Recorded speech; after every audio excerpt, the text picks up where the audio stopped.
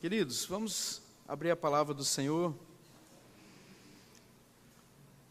na primeira carta de João, 1 João, capítulo 3, e hoje nós vamos do verso 11 até o verso 16. 1 João 3, 11 a 16. Vamos de forma alternada? Porque a mensagem que ouvistes desde o princípio é esta: que nos amemos uns aos outros.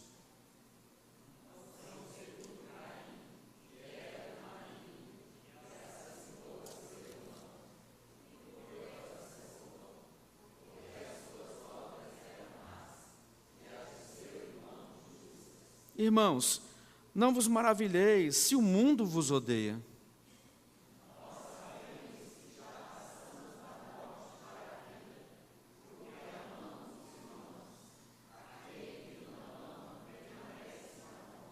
Todo aquele que odeia o seu irmão é assassino. Ora, vós sabeis que todo assassino não tem a vida eterna, permanente em si.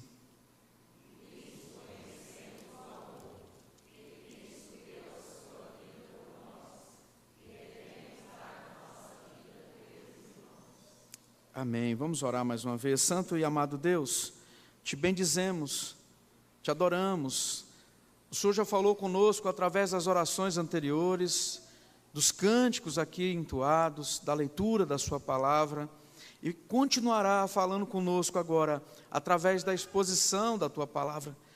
Não a mim, ó Deus, mas ao seu nome seja honra e glória, e o seu nome seja glorificado, e que nós, ó Deus, aprendamos mais e mais da sua palavra hoje e por todo sempre, em nome de Jesus. Amém.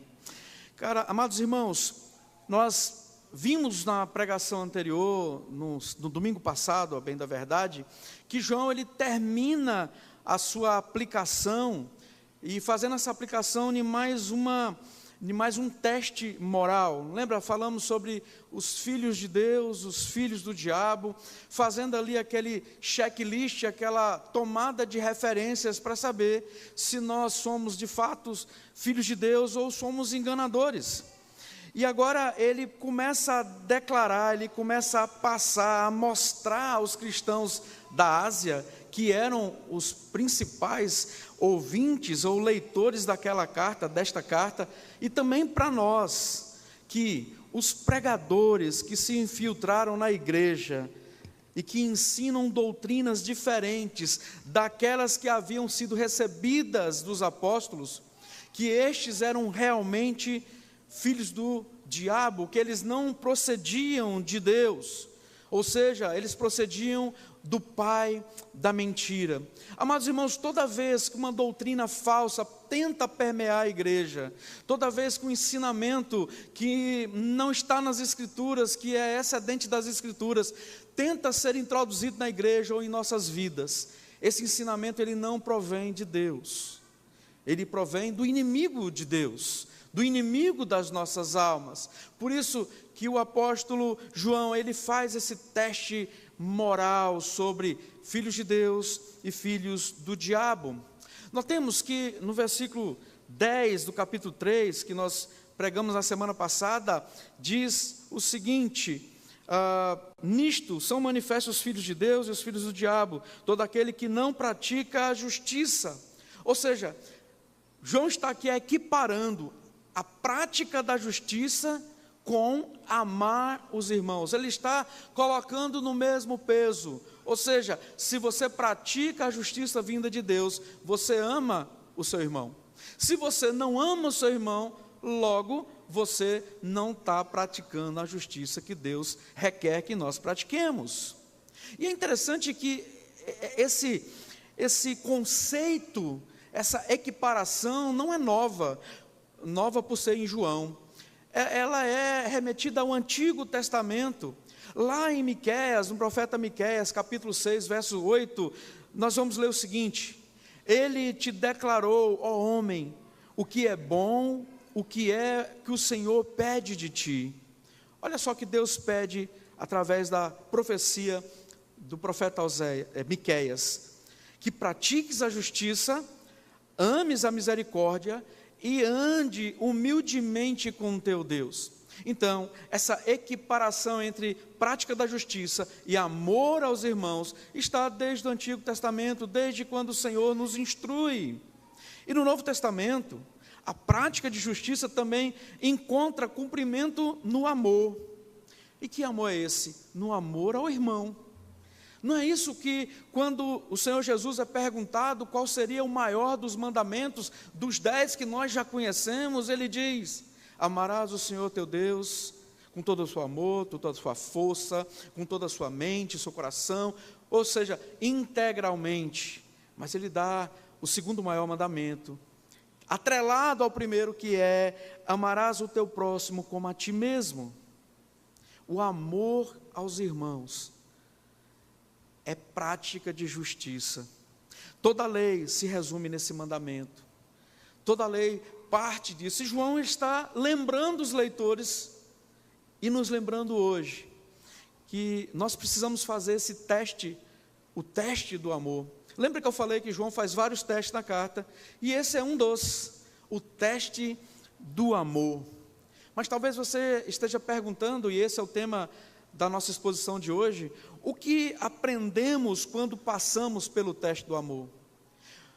Talvez a gente pergunte para que serve, mas eu quero dizer, além do que serve, eu quero dizer o que nós aprendemos quando passamos pelo teste de amor. E olhando já para o texto, e sem medo de errar, porque a palavra de Deus ela é direta, ela vai ao nosso coração, ela prescruta o nosso entendimento, e ela vai, ela faz morada, e ela transforma o nosso ser. O nosso Deus nos mostra o que nós aprendemos quando passamos pelo teste de amor. E o primeiro aprendizado é que nós amamos uns aos outros, que quando nós amamos uns aos outros, nós praticamos a justiça. É mandamento do Senhor. E quando fazemos isso, nós cumprimos a justiça. Verso 11, verso 12 diz: porque a mensagem que ouviste desde o princípio é esta, que nos amemos uns aos outros. Queridos, parece que é chover no molhado, mas não é quando eu olho para a minha vida. Quando eu olho para a minha vida e vejo como eu tenho atitudes que vão contra o ensinamento do Senhor, eu vejo que é necessário eu falar isso ao meu coração todos os dias, porque a mensagem que eu ouviste desde o princípio é esta, que amemos uns aos outros. Verso 12: não segundo Caim, que era do maligno e assassinou seu irmão. E por que assassinou? Porque as suas obras eram más e as do seu irmão eram justas. Queridos, enquanto os falsos mestres estavam ali apresentando novidades à igreja, e os falsos mestres modernos continuam nessa pegada de oferecer novidades à igreja, sempre uma novidade, sempre uma coisa nova, e parece que nós estamos em busca disso. A gente quer coisas novas. Mas toda vez que eu vou na igreja, tem um presbítero fazendo a liturgia, e a liturgia sempre é composta de prelúdio, oração inicial, sempre uma contrição, adoração, dízimos e ofertas, cânticos espirituais, levanta, senta, senta, levanta, levanta, senta, canta, canta, canta. Vem uma pessoa, prega o evangelho, vamos orar, impetra a benção, todo mundo vai embora para casa. Sempre a mesma coisa. Mas deixa eu falar um negócio. Isso é que Deus requer de nós. Deus requer de nós esse ritual. Deus requer de nós nada além da adoração a Ele. Então, enquanto os falsos mestres oferecem novidades à igreja, o apóstolo João, ele apela para a autoridade da mensagem original dos apóstolos. O que vocês ouviram desde o princípio. Lembra da tua conversão, que vocês ouviram desde o princípio. É isso que deve permear o nosso coração. John Stott, quando ele comenta essa passagem, é um pastor norte-americano, ele vai dizer o seguinte: o evangelho não muda. A verdade acerca da pessoa de Cristo não muda. A verdade acerca da conduta cristã é inalterável.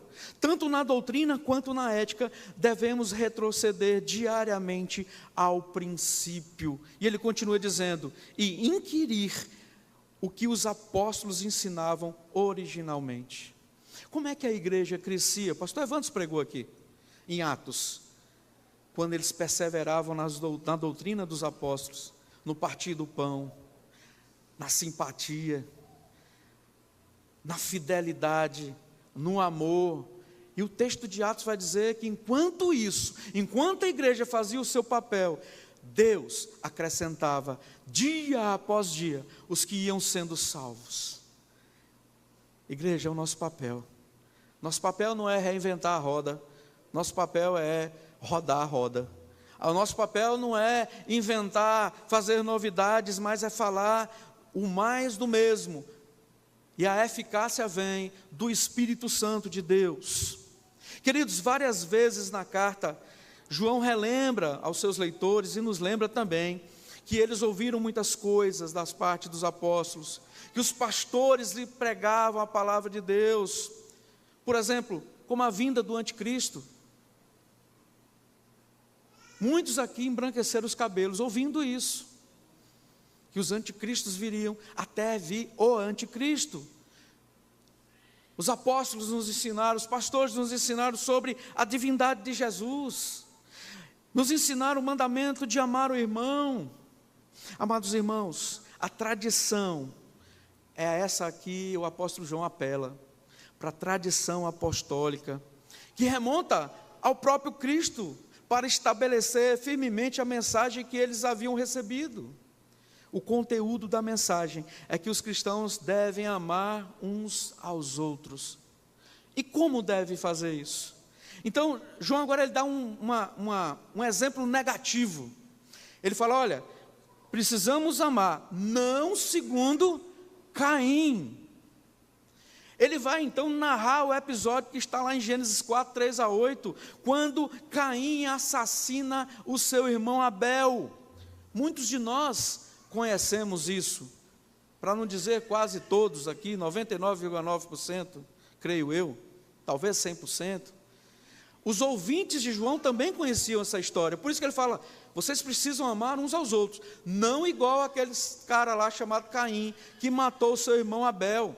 Não sei como é que ele matou, mas foi cruel, foi brutal, e nós devemos amar diferente, porque o amor que devemos ter com os irmãos em Cristo deve ser o oposto da atitude de Caim para com seu irmão. Da mesma forma que Caim era do maligno, os falsos mestres que invadiam as igrejas também o eram. Essa é a comparação, pois a doutrina que levava a falta de amor de uns para com os outros é uma doutrina maligna. Queridos, intencionalmente, João está traçando um paralelo, onde ele põe de um lado Caim como filho do diabo e Abel como filho de Deus, colocando agora os falsos mestres como filhos do diabo e os cristãos verdadeiros como filhos de Deus. É esse paralelo que ele está traçando.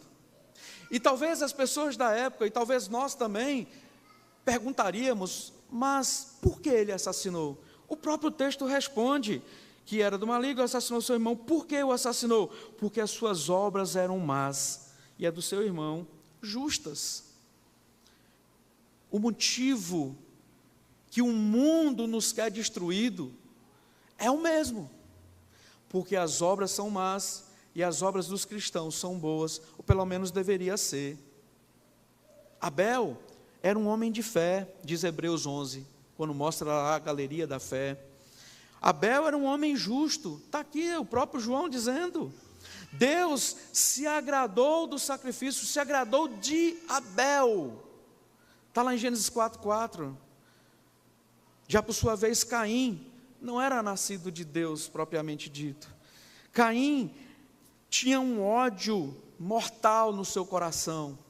Caim, cheio de inveja, cheio de loucura no seu coração, não sendo nascido de Deus, não oferta um culto agradável a Deus, sendo ele de uma religião falsa, cheio de ódio no coração, ele então assassina o seu irmão.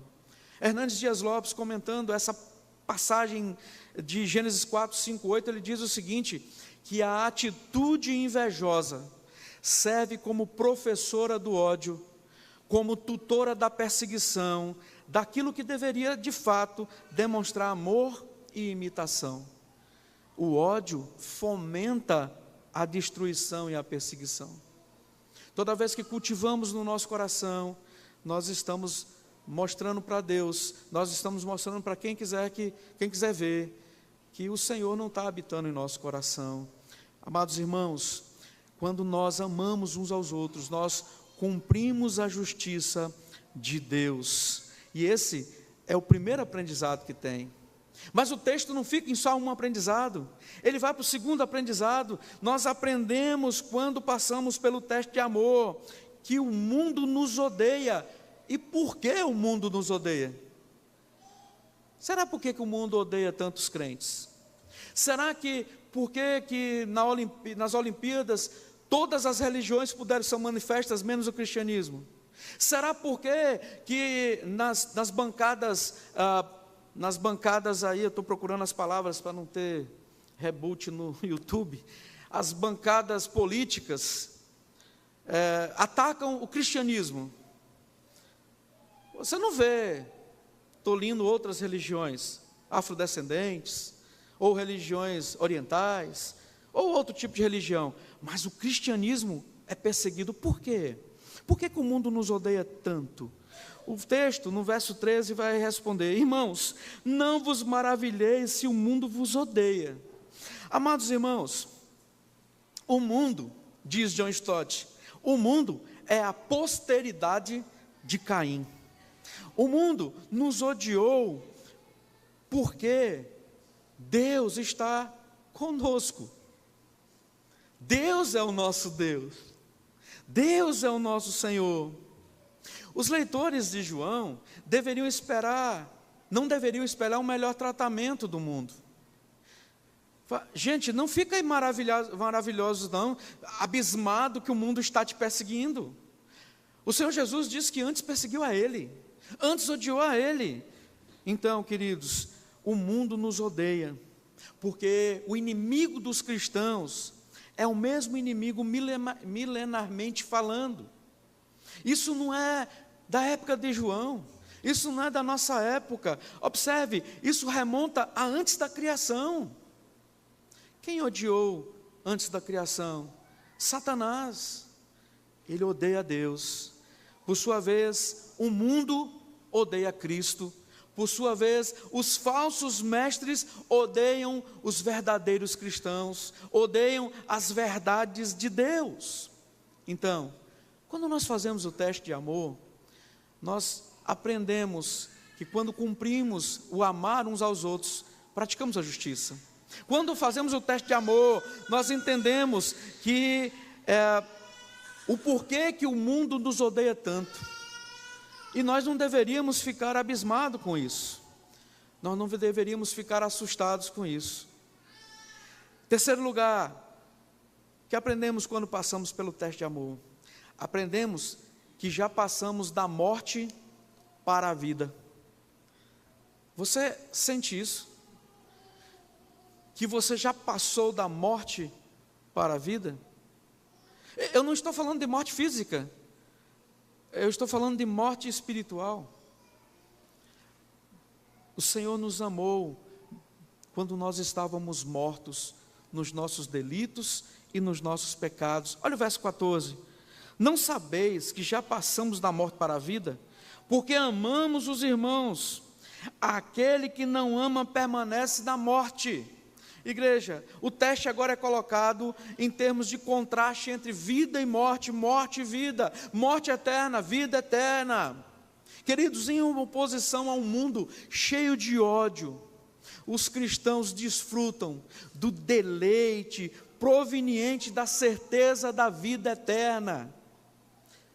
Pode vir o que vier. Pode vir o que vier, não nos abala, porque estamos em Cristo, e estando em Cristo somos nova criatura, e sendo nova criatura, passamos da morte para a vida, mesmo que percamos essa vida física.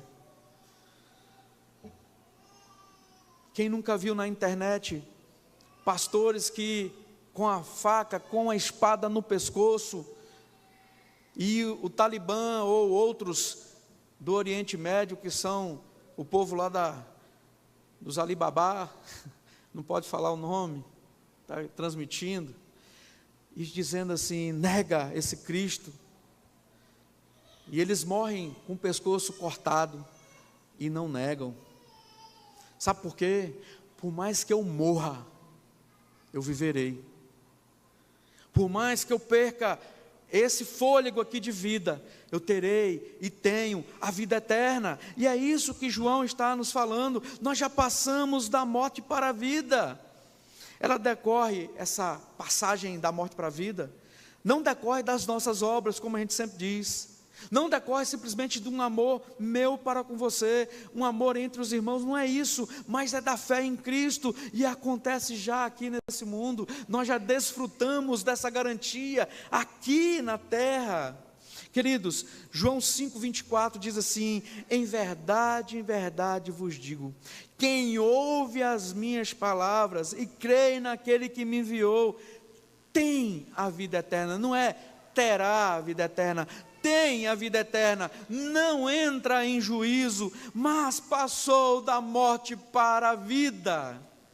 É nessa promessa que eu creio, é essa promessa que me faz levantar todos os dias e saber que eu tenho um porrilhão de coisas para resolver, mas o Senhor está em todas elas, nas derrotas, nas vitórias. O Senhor vive, reina eternamente. Eu saí da morte para a vida eterna. Meus amados irmãos, são esses termos empregados por João para descrever a verdade sobre os que não conhecem a Deus. Se você não sente isso, é porque você não conhece a Deus. Eu não estou dizendo de sentir uma coisa, um friozinho na barriga, uma coisa sobrenatural, não. Mas essa certeza que está no nosso coração, essa convicção que nos faz perdoar, que nos faz amar, que nos faz ser, às vezes, humilhados. Mas quando eu lembro da humilhação de Cristo, que é a minha humilhação diante da humilhação de Cristo? Nada. Ah, amada igreja, aqueles que não permanecem, como diz aqui, aqueles que não amam os irmãos, aquele que não ama permanece na morte. É isso que o texto está dizendo. É o contrário do verdadeiro cristão. E por que permanecem na morte? Porque suas obras são falsas, são falhas, são mancas, não há verdade naquilo que ele vive, não sabe para onde vai, não sabe qual é a sua situação. Queridos, caminham para a morte eterna aqueles que não andam com Cristo. O que indica que ainda estão mortos espiritualmente.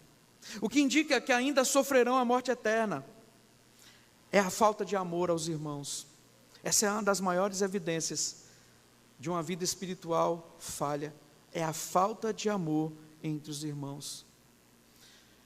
Por isso o verso 15 diz que todo aquele que odeia o seu irmão é assassino. Que indicação pesada de João. Me faz envergonhar, me faz repensar as minhas atitudes, me faz ter vontade essa semana de procurar a todos que eu possa ter odiado e pedir perdão. Me faz tremer diante de Deus, me faz pedir perdão a Deus por minhas atitudes. Quando eu leio que todo aquele, versículo 15, que odeia o seu irmão é assassino.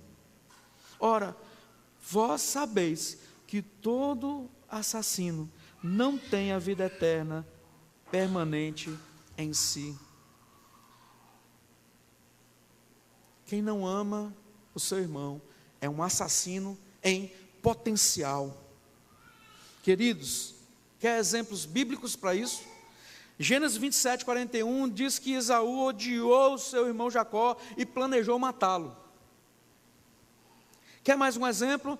2 Samuel 13, 22, 28 diz que Absalão odiava o seu irmão Aminon e matou Aminon.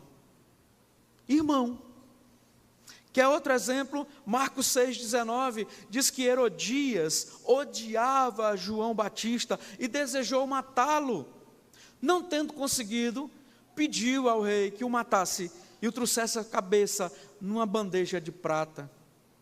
O ódio consumado é assassino. E Jesus, ele vai contra esse tipo de atitude. Jesus, ele vai contra esse desejo de matar, esse desejo de vingar, esse desejo que vai sendo impulsionado pelo ódio e passa do desamor para o assassinato. O Senhor Jesus vai dizer em Mateus 5, 21, 22, ouviu o que foi dito aos antigos, não matarás, e quem matar estará sujeito ao julgamento. Mas olha o que Jesus diz, eu, porém, vos digo, que todo aquele que sem motivo se irá contra o seu irmão, estará sujeito a julgamento, e quem proferir um insulto ao seu irmão, estará sujeito a julgamento no tribunal, e quem lhe chamar tolo, estará sujeito ao inferno de fogo. Queridos, está aí os dois caminhos, o do ódio e do amor, o do perdão e o da condenação. Ninguém está te pedindo para andar de mão dada com aquelas pessoas que te fizeram mal. Ninguém está te pedindo para você trocar figurinhas com ele. Mas nós não podemos fomentar o ódio. Nós não podemos fomentar a raiva. A palavra nos é muito clara. A falta de amor é uma evidência que a pessoa não está regenerada, não é nascida de Deus, não tem vida eterna. Por isso, quando fazemos esse teste do amor, nós sabemos que amar um ao outro é praticar a justiça.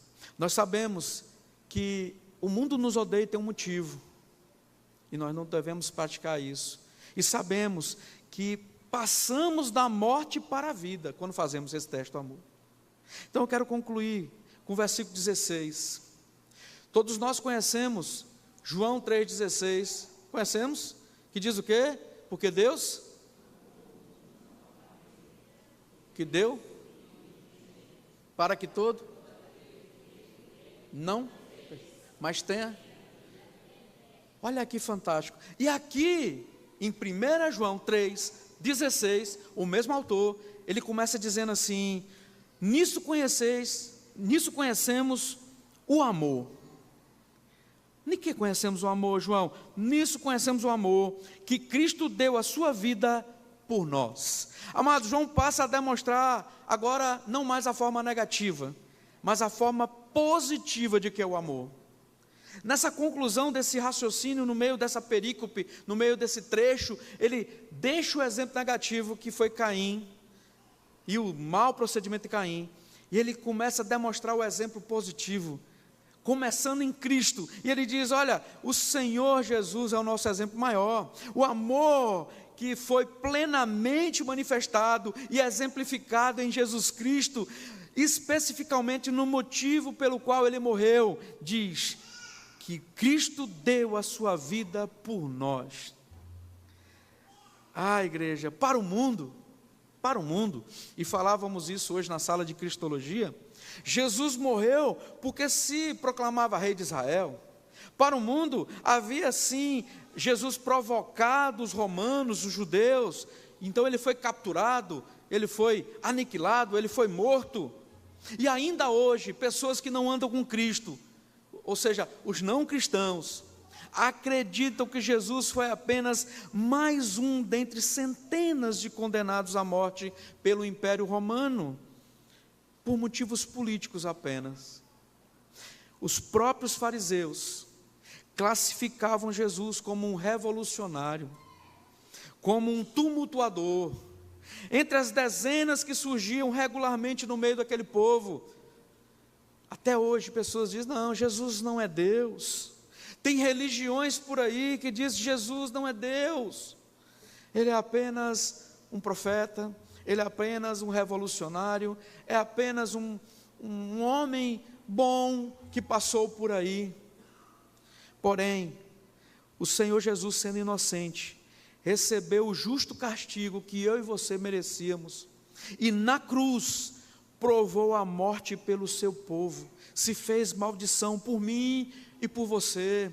Ao contrário de Caim, ele foi movido pelo amor e não pelo ódio. Jesus podia estalar os dedos e toda aquela comitiva que estava ali para assassiná-lo, para pregá-lo na cruz, eles morreriam. Mas Jesus cumpriu cabalmente a sua missão de vir nessa terra, de se humilhar, tendo nascido como um de nós, de ser levado àquela cruz, diz o texto, por amor, deu a sua vida por nós. Ao contrário de Caim, que foi movido pelo ódio, Jesus, em vez de ele tirar a vida, ele deu a sua vida.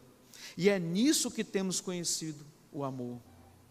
Queridos, o texto vai continuar no verso 16 dizendo, depois que fala do exemplo de Cristo, e diz, e devemos dar nossa vida pelos irmãos.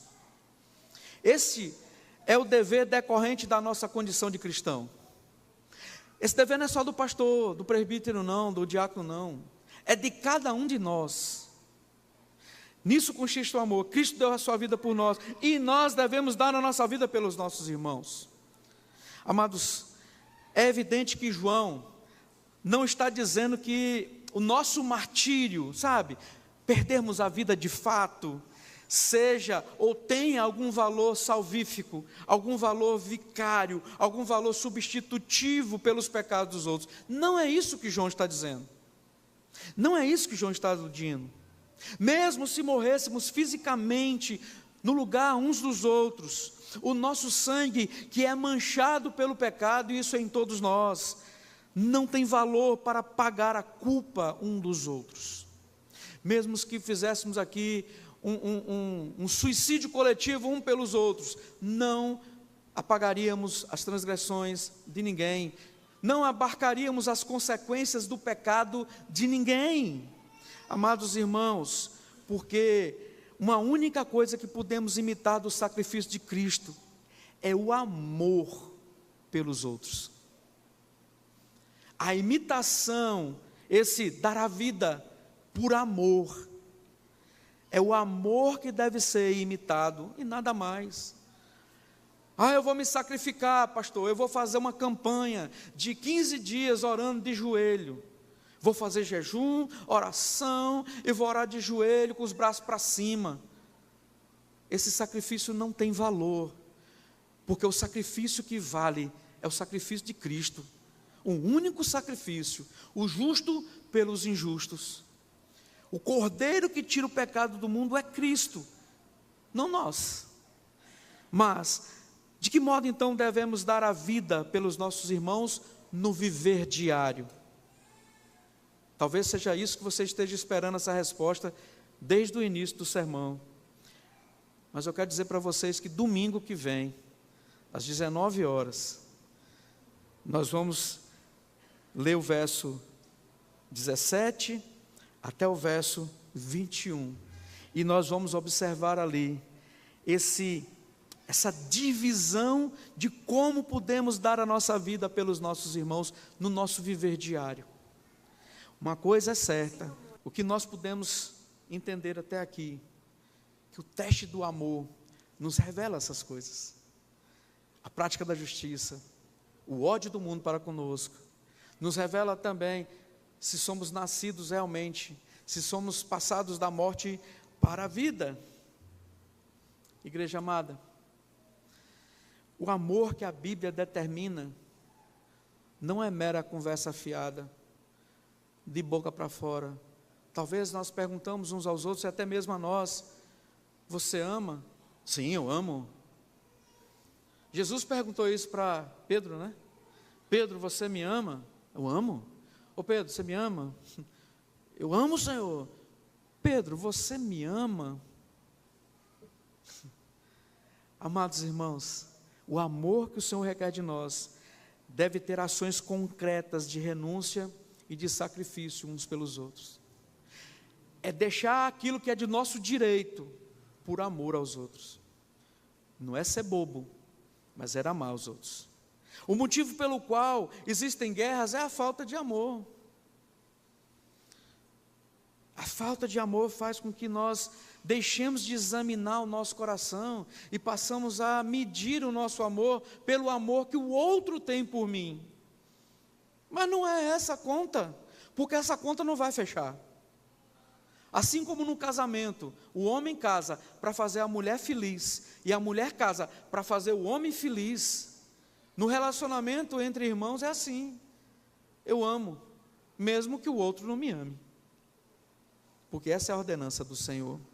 A certeza da nossa salvação não é uma coisa que nos vem naturalmente, é o resultado de percebermos essas evidências, tais como o amor, que nos mostra como regenerados. Então a pergunta que deve ficar para nós essa semana: amamos de fato e verdade, como o Senhor requer de nós? Talvez a resposta da maioria seja não. A outra pergunta que eu lhe faço é: você vai se contentar com isso? E eu espero que você responda: não, eu não vou me contentar com isso. Eu vou buscar fazer a vontade do Senhor. Eu vou me empenhar ao máximo para pecar menos, para viver o amor que Deus requer que nós vivamos. E assim, nós alcançaremos uma paz que excede o entendimento. Alcançaremos uma paz com Deus que o mundo não conhece, que o mundo nunca experimentou. Mas eu tenho certeza que você já experimentou. Sabe por que eu tenho essa certeza? Porque se você é um salvo em Cristo, você experimentou um amor incondicional, que é o amor de Jesus por nós. E que essa graça esteja inundando os nossos corações. E quando nós fizermos esse teste do amor, nós sejamos aprovados. Vamos ficar de pé, vamos orar? Glorioso Deus, na sua presença, ó Pai, nós nos quebrantamos nesse instante, porque nós conhecemos o nosso coração. Nós sabemos quanto somos falhos, Senhor. Deus, o Senhor sabe que o desejo pecaminoso, às vezes, do meu coração era pular textos como esse. Mas o Senhor, ó Deus, me impulsiona a falar, primeiramente para o meu coração, e depois para a sua igreja amada. Então, ó Deus, que a tua palavra faça morada nos nossos corações. Que nós saiamos daqui, ó Deus, desafiados a conhecer esse amor, a experimentar esse amor de uns para com os outros. Nós sabemos, ó Deus, que quando isso acontecer, a tua igreja vai crescer, os amados irmãos, nós vamos crescer, nós vamos, ó Deus, aprender contigo esse amor incondicional, dar sem esperar nada em troca. Ó Deus, se não é o Senhor para assentar isso no meu coração, no coração da sua igreja, nós não entenderemos, nós não praticaremos. A justiça será jogada de lado, o amor entre os irmãos será jogado de lado, o ódio pelo mundo não será mais tão escandaloso assim. Seremos e continuaremos sendo amigos do mundo, em vez de sermos inimigos do mundo. Ó Deus Santo, que nós possamos sentir esse amor de Jesus por nós. Com isso, que esse amor seja, ó Deus, também demonstrado em ações, em atitudes, em palavras, de uns para com os outros. Que nós sejamos aprovados nesse teste de amor que o Senhor nos dá. Que tenhamos um dia, uma noite, uma semana, uma vida abençoada na sua presença. E que assim, ó Deus, andemos com passos firmes para um dia, na glória, não termos mais esses problemas que são provenientes ao nosso pecado. Perdoa-nos, ó Deus, instrua-nos, conduza-nos, ó Deus, a caminharmos firmemente na sua presença. É o que nós te pedimos em nome de Jesus. E que a graça do nosso Senhor e Salvador Jesus Cristo, com o amor de Deus, o eterno Pai, e que as doces e eternas consolações do Espírito Santo esteja sobre a segunda igreja presbiteriana de Paraná, sobre as igrejas do Senhor nessa cidade, nesse estado, no país, no mundo, onde quer que esteja um dos seus, ó Deus, que seja abençoado, que prospere na sua palavra, no andar, no deitar, no caminhar junto a Ti. Nós choramos em nome do Pai, do Filho e do Espírito Santo.